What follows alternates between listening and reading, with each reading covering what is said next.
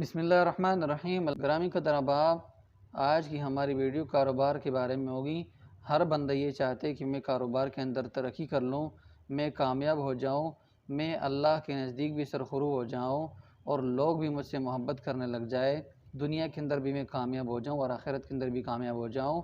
تو اس کے لیے صرف ایک ہی اصول ہے جو اللہ رب العزت نے بیان کیا ہے کہ کاروبار کے اندر اپنے آپ کو ناپ تول میں کمی سے بچایا جائے، اپنے آپ کو ناپ تول میں کمی سے بچایا جائے۔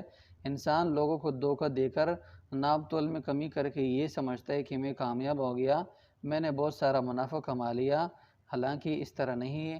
اللہ رب العزت فرماتے ہیں وَيْلٌ لِّلْمُطَفِّفِينَ، ہلاکت ہے ان لوگوں کے لیے جو ناپ تول میں کمی کرتے ہیں۔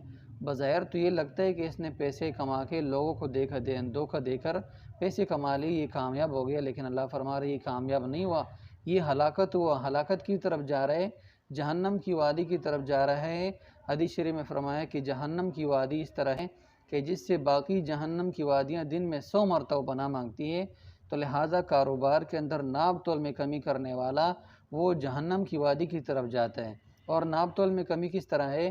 الذین اذا اکتالوا علی الناس یستوفون، جب لوگوں سے لیتے ہیں تو پورا لیتے ہیں، لوگوں سے اپنا حق پورا وصول کرتے ہیں، لیکن وَإِذَا كَالُوهُمْ أَوْ وَزَنُوهُمْ يُخْسِرُونَ، جب لوگوں کو دیتے ہیں تو کم کر کے دیتے ہیں، لوگوں کو گھٹا کر دیتے ہیں، لوگوں کا نقصان کر کے دیتے ہیں۔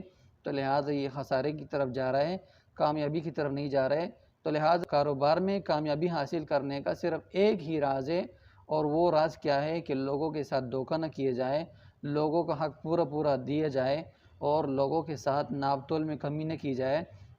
اللہ رب العزت نے شعیب علیہ السلام کی قوم کو صرف ایک گناہ کی وجہ سے ان سب کی سب کو غرق کر دیا، سب کی سب کو ختم کر دیا۔ ایک رات کے اندر اللہ رب العزت نے جبرائیل علیہ السلام کو بھیجا اور جبرائیل علیہ السلام نے چیخ ماری، اور ایک چیخ کی وجہ سے ساری کی ساری قوم جو ہے وہ ہلاک ہو گئی، ساری کی ساری قوم مر گئی۔